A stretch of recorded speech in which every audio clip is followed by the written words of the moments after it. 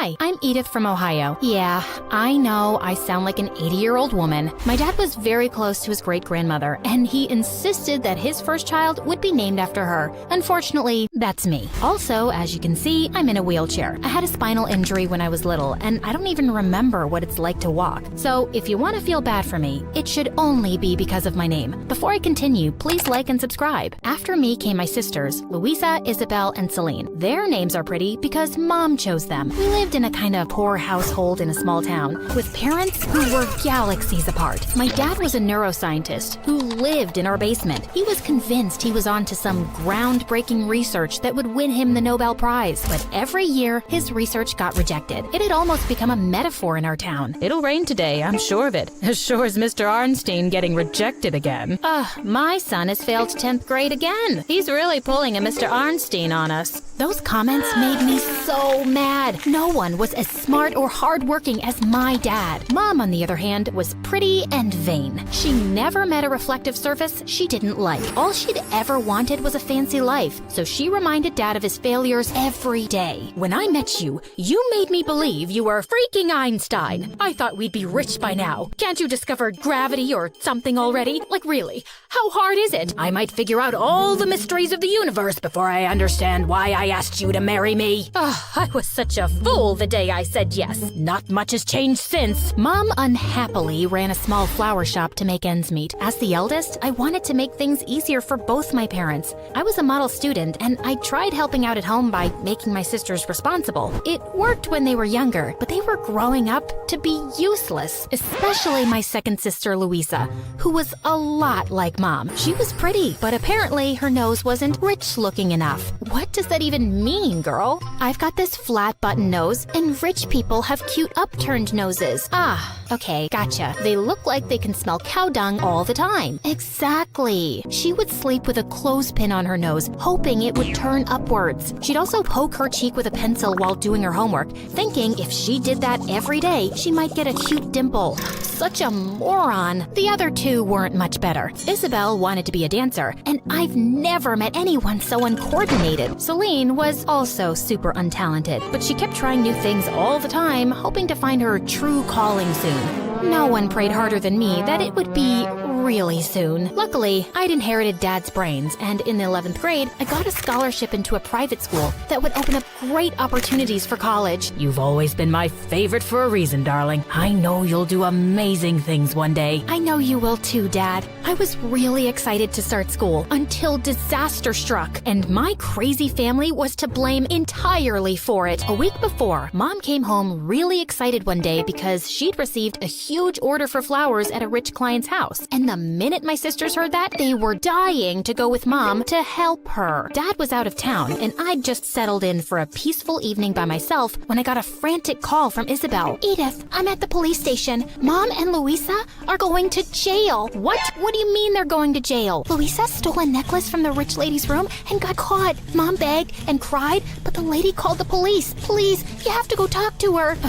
Louisa was such a pain. Isabel sent me the lady's location pin, and I took the bus to this massive mansion. I was asked to wait in the main hall, and I just couldn't resist taking a spin on the marble floors. But suddenly, I lost control of my wheelchair and went crashing into the center table, which sent a huge fishbowl to the ground, which made the servants running in slip on the water and land on their butts. Oopsie daisy. Soon, I was in the library, facing the snooty owner and her carbon copy snooty daughter. Who are you, and what are you doing in my house? Again, so sorry for the damage. I'd love to repay you, but my parents are poor, so I can't. Speaking of parents, actually, my mom is the flower lady who came here today, and the girl who took something from you is my, sister. What? You're related to those thieves? Louisa's mentally unstable, I swear, and some days she just refuses to take her meds. Please, please don't send them to jail. What will I do without my mom, given my condition? This is very distressing,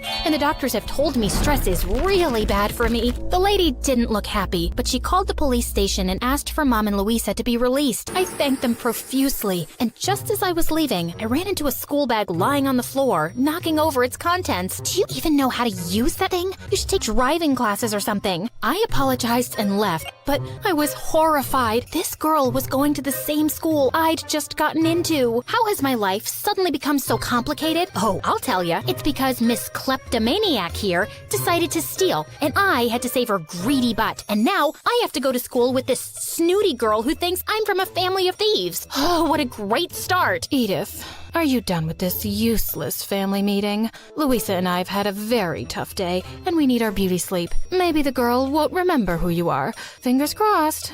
Yeah, right. In fact, as luck would have it, that girl and I were in the same class. Her name was Haley, and the minute she saw me, her face went from shock to a wide grin. Uh-oh. And soon, Haley became my arch nemesis. Apparently, she was the smartest kid in class till I turned up. She was also beautiful and wealthy, and she was dating the star basketball player Cody. And Cody was fine. But Haley still didn't like being knocked off the #1 student spot. How about we make a deal, Edith? You can act a little less smart in class, and I won't tell everyone how we really know each other. I won't be doing that, thanks. I can make your life miserable, you know. You really want to make the wheelchair girl's life miserable? How would it make you look if I started telling people you're bullying me? It'll tank your popularity, and you might even get suspended, or worse. And Haley knew I was right. We just never got along and continued to compete in class. I always got the highest marks in subjects like math and physics, but she'd beat me in history and literature. She knew she couldn't openly bother me, but she tried in sneakier ways. Like one morning, when I wheeled into literature class, our teacher, Miss Agatha, was looking furious, and everyone was staring at me. And that's when I saw the chalkboard. On the lower half it said, Miss Agatha should change her name because she is not cool like Agatha Christie. In fact, she is dull and ugly and stupid. I think she was a toad in another life. She is... It went on, and the lovely cursive handwriting was unmistakably mine. Okay, I know what this looks like, but I really didn't do this. Detention for a week. This Haley was good. She'd copied my handwriting to perfection. I didn't take her pranks sitting down, though. Well, I'm always sitting down, but you know what I mean. I just had a lot of accidents around her. Oops, sorry, lost control. That jacket looks new, huh? Sorry, I just didn't see your toes. You have really tiny feet, Haley. Then one day, our principal came to class to tell us about a statewide competition for which one student would be chosen from the school, and all interested candidates had to sit for a test. Also, I should add that the winner of the competition will get a full scholarship to any university of their choice. This was a chance to make all my dreams come true. I spent countless hours studying for the test. I knew Haley was preparing for it too, even though she didn't need a scholarship. It was just an attempt to beat me. The test was tough, but I did my best. And guess what? It was good enough. I managed to come out on top, and I was over the moon. But there was one problem. The competition required a big entry fee, and I had to travel to another town and cover those expenses too. I wanted to ask my parents for help, but that evening, I heard a huge fight between them over money, and I just couldn't. I wasn't giving up though, not after coming this far. So I decided to sell tacos in the school cafeteria, because seriously, I make the world's best tacos. I could cover the cost of ingredients, and I just needed to sell enough for 2 weeks to collect the amount I needed. I set up a little taco corner in the cafeteria, and they were an instant hit. My tacos were selling like hotcakes, till the awful lunch ladies in the cafeteria reported me to the principal, and I was informed that I couldn't sell food on school premises. So the next day, as soon as school ended, I was ready with my taco stall right outside the school gate. Technically not on school premises, so no one could say anything to me. Even some friends joined me in selling them, and the first few days, things were going great. But suddenly, things started going very wrong. Students started getting sick in school with similar symptoms, and parents poured in with complaints. The principal launched an investigation, and it wasn't long before they discovered the problem. My tacos. I was suspended for 2 weeks, but worse than that, Haley was chosen for the competition instead, and I was devastated. I didn't even tell anyone at home I was suspended. They all thought I had spring break. But 3 days later, the most unlikely thing happened. Cody, Haley's boyfriend, came to visit me at home. Hello? I'm Cody from school. I came to see if you were doing okay. Oh, wow, you're welcome. You too. What? Can I come in, or are you busy? No, I'm not busy. I mean, yes, I am busy. Actually, there's an avocado that's going bad, and I need to make some guacamole. But It can wait a bit longer. Not too long, though.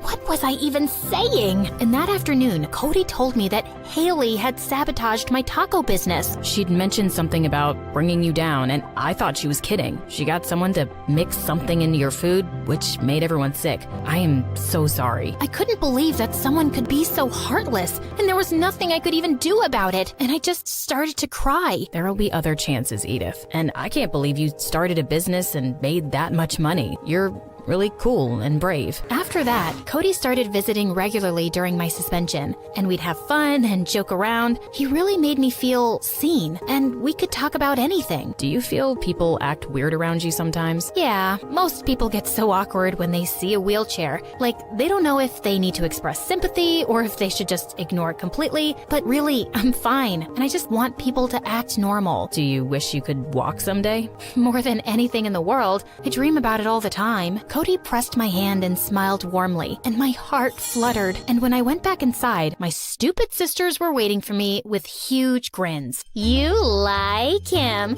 You want to hug him. You want to kiss him. You want to... Shut up, Louisa. He's just a friend. You may be book smart, but you don't know the first thing about boys. He's not coming over every day because he likes you as a friend. And if you're not interested in dating him, I can. I mean, it would be a crime to let this rich, yummy boy go. Shut up, Louisa. He's mine. When my suspension ended, I was back to school, ready to work hard again. Actually, I was looking forward to seeing Cody more than anything, but to my disappointment, I found him right next to Haley. I gave him a small wave, and he just looked away. Well, I guess things were back to normal. Cody had just felt bad for me, and he tried to make me feel better. He was still gonna choose Haley because she was everything a guy could want. Soon enough, the spring dance was on everyone's mind, but I wasn't even thinking about it till one day in the cafeteria. I was reading by myself when Cody sat and joined me. Edith, I'm sorry I've been avoiding you. Will you go to the spring dance with me? What? But what about Haley? You stole my boyfriend. You act like this poor little wheelchair girl, but you're so cunning. And I'm done keeping your stupid little secret too. Hey everyone, did Edith ever tell you that her sister's a thief who stole something from my house? Who knows? Maybe dishonesty runs in the family,